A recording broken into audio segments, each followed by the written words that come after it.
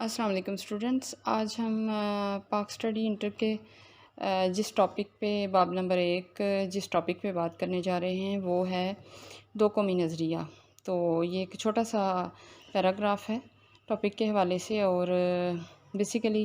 اس کے اندر ایک short question ہے کہ دو قومی نظریہ سے کیا مراد ہے، یعنی ٹو نیشن تھیوری جو ہے اس سے کیا مراد ہے۔ تو سب سے پہلے اس کی ڈیفینیشن جو ہے وہ پڑھتے ہیں۔ دو قومی نظریہ جو ہے پاکستان کی بنیاد ہے۔ برصغیر یعنی یہاں پہ یہ بتایا گیا ہے کہ پاکستان بننے کی وجہ یہ ہے کہ برصغیر پاک و ہند میں اور جو قومیں رہ رہی تھیں ان میں دو بڑی تعداد میں جو قومیں رہ رہی تھیں وہ ہندو اور مسلم تھے۔ تو پاکستان بننے کی بنیاد دو قومی نظریہ تھا، یعنی دو قوموں کے نظریے تھے، سوچ، خیالات اور طرز زندگی کا ایک دوسرے سے مختلف ہونا تھا، یہ وجہ تھی۔ آگے کہا گیا ہے کہ برصغیر پاک و ہند میں دو بڑی قومیں یعنی ہندو اور مسلمان آباد تھے، جن کی سیاسی، مذہبی اور معاشی جو اقدار تھیں، یعنی زندگی گزارنے کا ہر پہلو کے لحاظ سے جو طور طریقہ تھا وہ بالکل، طرز زندگی جو تھا وہ بالکل ایک دوسرے سے نہ صرف مختلف تھا بلکہ ایک دوسرے سے بالکل تضاد میں تھا، یعنی ایک دوسرے سے بالکل متضاد تھا، یعنی الٹ تھا۔ تو ان دو اقوام کے نظریات بالکل مختلف تھے، جن کی بنیاد اسلام اور ہندوازم پر تھی، یعنی ہندوؤں کی ہندوازم پر تھی، اور مسلمانوں کی بنیاد پاکستان بنانے کی جو وجہ تھی، بنیاد تھی، وہ اسلام تھا۔ تو تحریک پاکستان کی بنیاد دو قومی نظریہ تھا، یعنی برصغیر پاک و ہند میں ہندو اور مسلمان دو مختلف قومیں یعنی ہندوازم اور اسلام پر ایمان رکھتی تھیں، اور ان دونوں اقوام کے طرز زندگی اور بود و باش، یعنی ان کا جو طرز زندگی، ان کی کھانے پینے کے انداز، ان کی رہن سہنے کا انداز، ان کے سوچ، خیالات، الغرض زندگی کے ہر شعبے کے حوالے سے طرز زندگی جو تھا وہ ایک دوسرے سے بالکل مختلف تھا۔ اس طرح یہ دو قومی نظریے کی بنیاد پر مسلمانان ہند نے اپنے لیے ایک علیحدہ وطن کا مطالبہ کیا، اور آخر کار دو قومی نظریے کی وجہ سے، دو قومی نظریے کی بنیاد پر پاکستان بارز وجود میں آیا۔ یہاں پہ یہ جو 3 سے 4 لائن کا پیراگراف ہوگا یہ آپ کا شارٹ کویسچن ہوگا۔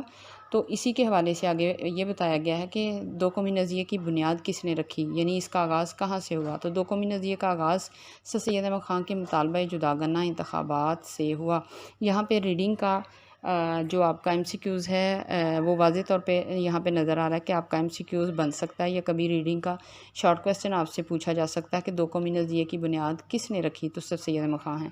پھر آگے بتایا گیا کہ مسلمانوں کے آپ کے علاوہ مسلمانوں کے جو دیگر رہنما تھے انہوں نے وائسرائے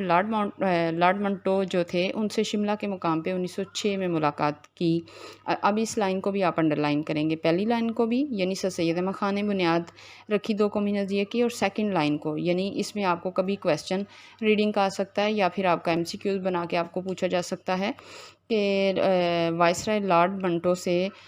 شملہ کے مقام پہ 1906 میں ملاقات کر کے مسلمانوں نے اس مطالبے کو دہرایا کہ اس مطالبے کی بنیاد پر مسلم لیگ کا قیام عمل میں آیا، یعنی مسلم لیگ کے قیام کے عمل کے لیے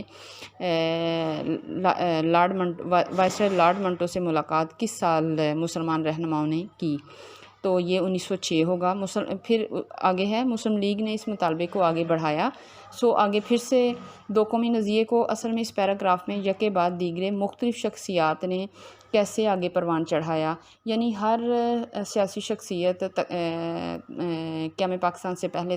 تحریک پاکستان کے دوران جتنے ہمارے سیاسی رہنما تھے ان کی زندگی میں کچھ نہ کچھ ایسے حالات و واقعات بنے کہ دو قومی نظریے کی بنیاد